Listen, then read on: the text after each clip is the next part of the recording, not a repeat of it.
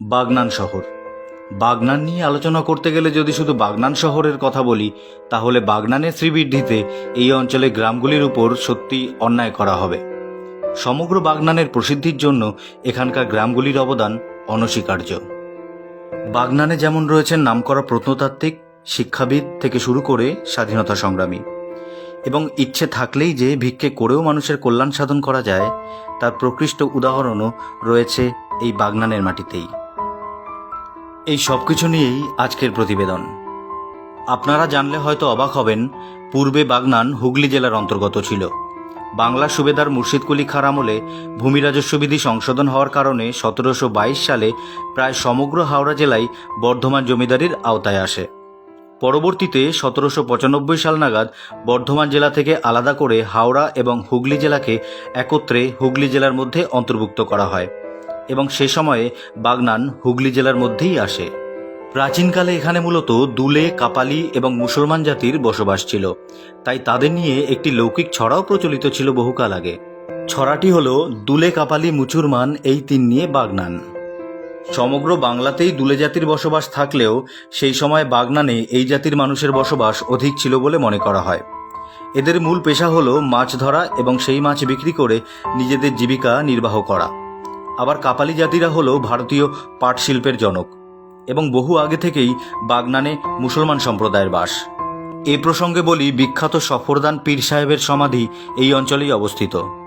বাগনানের নামের উৎস যদি আমরা খুঁজতে যাই, তাহলে বাগনানের ভূমিপুত্র বিখ্যাত প্রত্নতাত্ত্বিক তারাপদ সাঁতরার হাওড়া জেলার গ্রাম নাম নামে বইটির ভূমিকা বিশেষভাবে উল্লেখযোগ্য।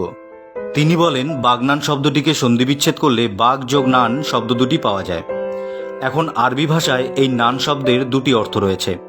তার মধ্যে একটি হলো রুটি এবং অপরটি গঞ্জ বা গঞ্জ।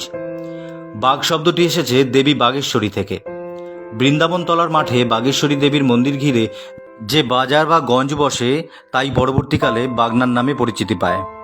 এই অঞ্চলেরই আরেকটি গ্রাম বাউনধুকরে নামের উৎপত্তি নিয়ে তারাপদবাবু বলেন, এই গ্রামটি যিনি পত্তন করেন তিনি নিজের নাম না দিয়ে যে ব্রাহ্মণকে দিয়ে পুকুর পুজো করেছিলেন তাকে সম্মান জানিয়ে এরকম নাম রাখেন। তবে পুকুর হিসেবে যা পূজিত হয় তা মূলত গেরি শামুকে ভরা ডোবা ছিল। গেরি ভরা ডোবা বা আঞ্চলিক ভাষায় গেরিয়া। বামুন পূজিত গেরিয়া থেকেই কালে কালে লোকমুখে বামন দে গেরিয়া এবং তারও পরবর্তীকালে বাউন দুকুরিয়া, যা পরবর্তীকালে বাউন ধুকরে হয়। বাগনান হাই স্কুল হল বাগনানের সব থেকে ঐতিহ্যশালী স্কুল, যা স্থাপিত হয় 1854 সালে। এই স্কুলের প্রতিষ্ঠা করেন চন্দ্রপুর গ্রামের জমিদার হেমচন্দ্র ঘোষ মহাশয়। শিক্ষাক্ষেত্রে বাগনানের দি স্কলার স্কুল একটি বিশেষ জায়গা জুড়ে রয়েছে।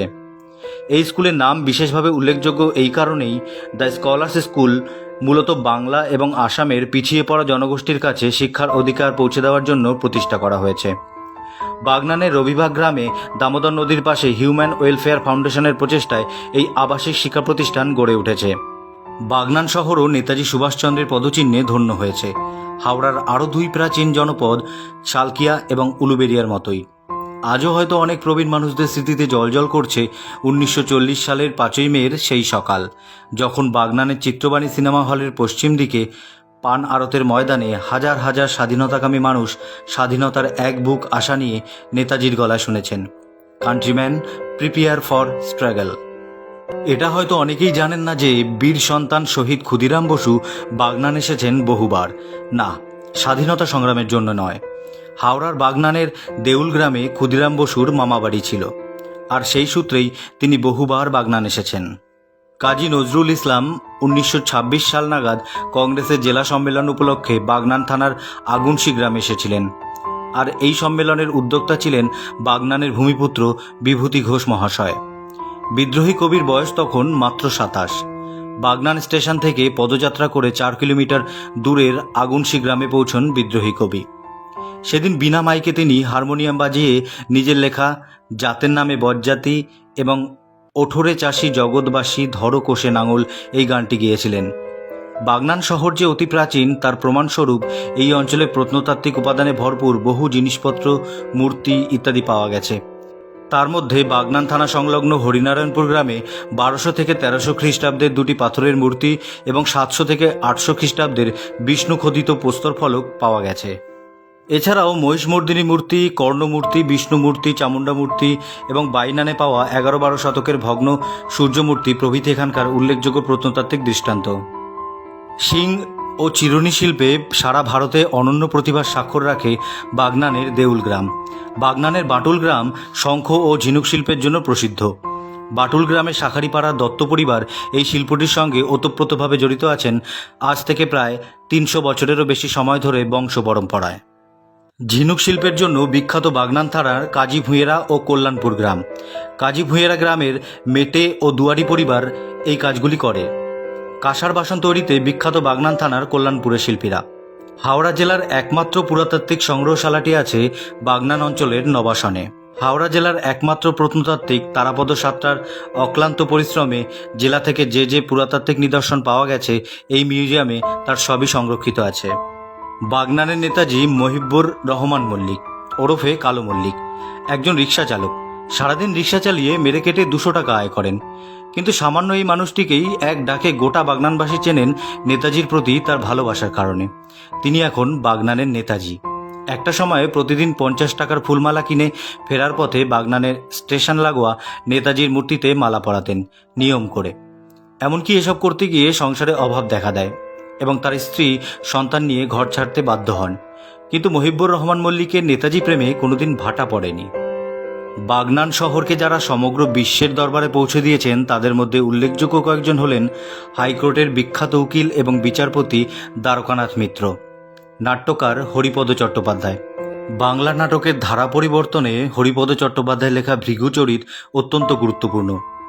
স্বাধীনতা সংগ্রামী বিভূতিভূষণ ঘোষ, ডাক্তার এবং কবি আবুল হোসেন তিনি নিজের হাতে তৈরি হোসেনি ছন্দে স্বর্গারোহণ, যমজ ভগিনী ও জিস্ত পুতুল নামে 3টি কবিতা লিখেছিলেন।